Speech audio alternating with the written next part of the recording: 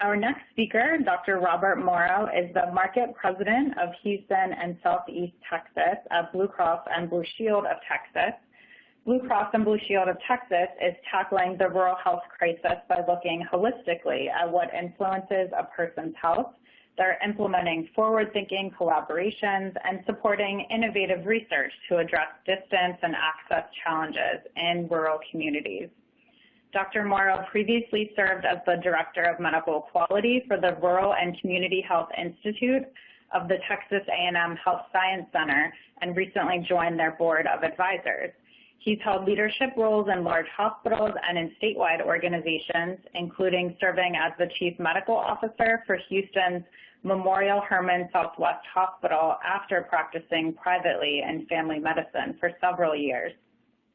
Throughout his career, he's gained an on-the-ground understanding of some of the unique challenges facing small rural-based practices and rural hospitals as they tried to provide access to health care in their communities. And we're so fortunate to have him with us today. Dr. Morrow?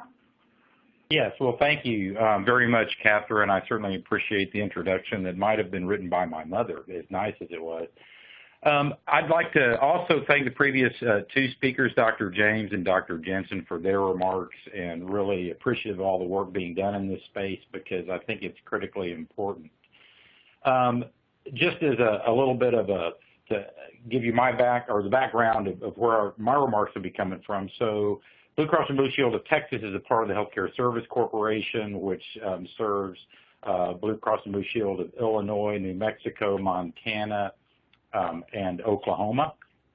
And as such, the rural health care is extraordinarily not only important to us and our members, but to all the communities we serve. Among those 5 states, we can count well over 1 million of our members that actually exist in the rural areas of the state or of our states. As has already been mentioned, we've got issues to handle in rural healthcare. I've said before that when it comes to healthcare in general and opportunities for improvement, we are living in a target-rich environment. But in rural healthcare, there's even more targets. As noted here, we have demographic issues, declining populations. Both of the previous speakers have remarked about that. Certainly economic problems, limited resources, again, that's been highlighted by our previous speakers, health status and behaviors, and certainly limitations on access to health care. And I'll talk a little bit about hospital closures coming up. Just to put sort of a context around, in part, what we're dealing with, I just thought I'd highlight one of our counties. This is King County. So King County is about halfway between Wichita Falls and Lubbock. For those of you who don't know where that is, that's about a little north of halfway between Dallas-Fort Worth and El Paso.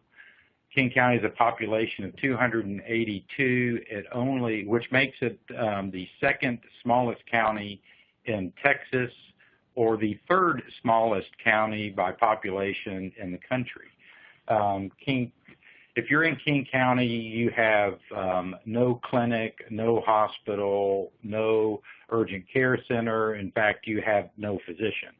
And the closest access to a physician for you in King County is 60 miles. So if you live in Guthrie, which is sort of in the middle of King County, or if you happen to be driving through King County on the way from one of the locations I mentioned to the other, you're 60 miles away from the nearest care. So I think if for those of us, or for those who live in rural areas, the reason we talk about rural areas and how important access to care is probably obvious. But for the rest of us, what happens in the rural parts of this country are also critically important. That's where we get the clothes we wear. That's where we get the food we eat. That's where we get the energy that powers everything actually that we need energy to do. In Texas specifically, you can see by the numbers noted on here, not only do we get what we eat, where, and how we live with regards to energy from our rural areas, it's also a significant part of our economy. And so what happens in rural areas matters to all of us. In the state as a whole, we've got significant issues. Texas doesn't rank very well in terms of overall poverty.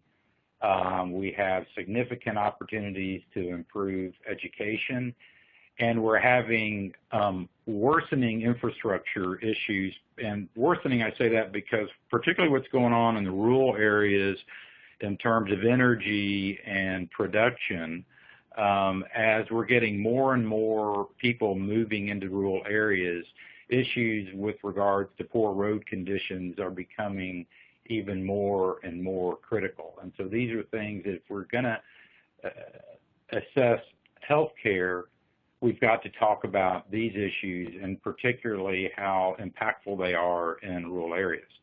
So why are we talking about those issues? Well, it's here. As a physician, I would say it's somewhat humbling to have to accept that in terms of what influences a person's health, what I and my colleagues as physicians or other providers of health care can do only impacts about 20% of a person's overall health. As we have, as has already been discussed this afternoon on this call, it's really the social determinants of the health that are much more impactful for overall health, and I would say much more difficult to address in the rural areas. A more and more common heard sort of catchphrase is that your zip code really is a stronger predictor of your overall health than your genetic code. And if that zip code happens to reside in a rural area of Texas or really any other state, then you are presented with somewhat unique or at least more significant challenges. In terms of Texas specifically, as I mentioned, lots of challenges. Starting from the sort of bottom left of the slide, we've had 138 rural hospitals closed since 1960, which is the most in the nation. We now have about 160 rural hospitals who are still available to care for close to 3 million people. Texas, unfortunately, carries a high burden of uninsured in general, and that is only worse in the rural areas of the state.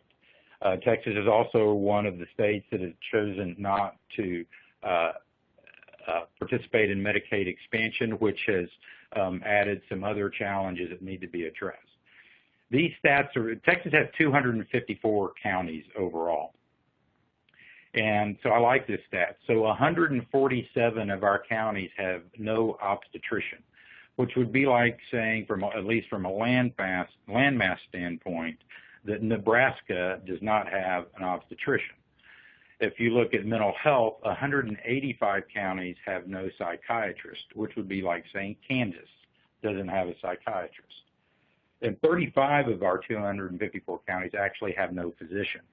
And to Dr. Jansen's comments about physician age earlier, 1 in 5 rural physicians in Texas is actually over the age of 65. So lots of significant challenges with regards to health care in Texas. So it's going to take a lot of unique and maybe new types of partnership. It's going to take looking at our physician workforce. I share, if misery loves company, Dr. Jansen and I have share a lot of misery together. We also are very under supported in terms of physicians. We graduate, despite the number of physicians we graduate, we're 47th in the nation in terms of physicians per capita. Actually, even if you have insurance in Texas, your access to primary care ranks last in the country.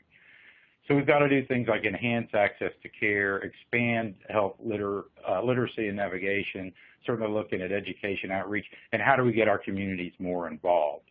Improving healthcare access through early detection, really finding better ways to deal with chronic disease, and better ways to target and incentivize maybe alternate types of community providers.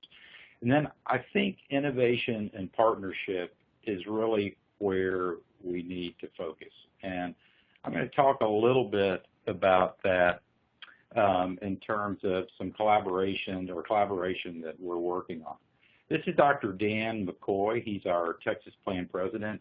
Dr. McCoy is from the little town of Iredell, Texas, which is in sort of north central Texas. I think last census population 332. And he said we need a moonshot, which is an acceptance that just trying to provide care in rural areas the same way we've been doing it for the last 70 years is probably not going to solve the problem.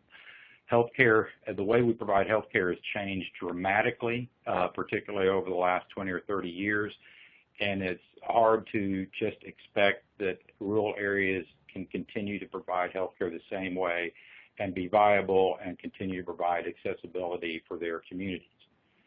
So we're excited to have embarked on a collaboration with the Texas A&M Health Science Center and its Rural and Community Health Institute around what we're calling a Rural Health Moonshot.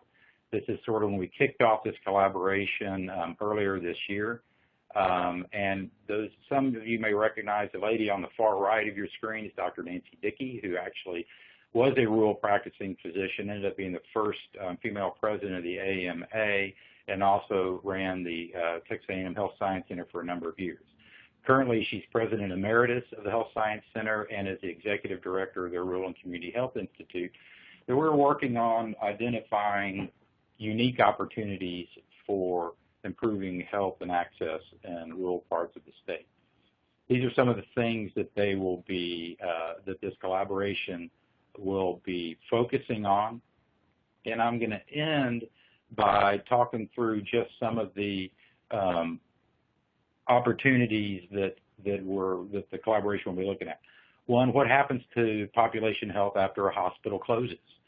These are actually really critical questions because we need to understand the impact on the community in order to be able to have meaningful discussions not only with healthcare providers, but with community leadership around how best to provide access to care in those areas. There is some initial data to suggest that mortality rates in rural populations can go up by as much as 6% after the closure of a rural hospital.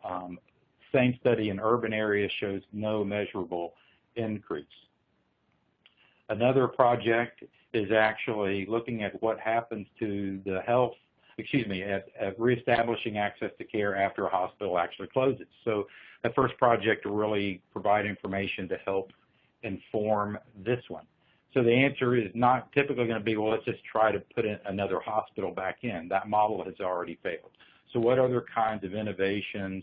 How can we leverage technology, transportation, alternative care delivery models, et cetera, in order to reestablish meaningful access to care after a hospital has closed? The third project, if I can get it to come up, will be how can we use collaboration to preserve access. What this involves is not every county in Texas probably needs or can support its own hospital. And even though a hospital in the county is also an economic engine for the county, the way healthcare is delivered now, it's unreasonable to expect that every county can or should have their own hospital. So this is really looking at how can we get different areas, different communities to come together and agree to collaborate on providing meaningful access to care in their communities. And this is no easy task, and the information gained from the previous two projects can also help inform this one. In some cases, it's hard to get these two communities or their leaders to come together and agree on where to have lunch. And so providing them with meaningful data and understanding of how they can collaborate in order to provide access and in their communities is important and to some degree difficult. And the last one is talking about how can we manage chronic disease more effectively in these rural areas. And this is really key. It has already been mentioned. Our rural areas experience a much higher burden of disease than their urban counterparts. And so looking at ways to improve the care of chronic disease in these areas actually lessens the need for them to access a healthcare system that is already stressed and strained. It also provides an opportunity to leverage technology, to leverage maybe other types of workers that are in the community that can be additionally trained to provide care for patients with chronic disease. This, like the others, can be looking at different applications of technology, including things like autonomous vehicles. We've even had discussions about, is there an opportunity to use drone technology and other things like that in order to be more, to provide more access in rural areas. Same digital issues that Dr. Jansen remarked would apply here that would have to also be addressed in that context. So lots of work going on with A&M and other areas to try to find ways to meaningfully impact care in these rural areas, because of course whether you live in Dallas or Guthrie, Texas, we would all hope that we would have access to the kind of quality care that we want for ourselves, our friends, and our family. I'll just end there by commenting we're proud to be celebrating our 90th year as Blue Cross and Blue Shield of Texas. And thank NIHCM for putting this on. Thank my other presenters for their comments and information. I believe that these kinds of conversations are critically important to getting us to where we need to be with regards to rural health care. Thank you very much.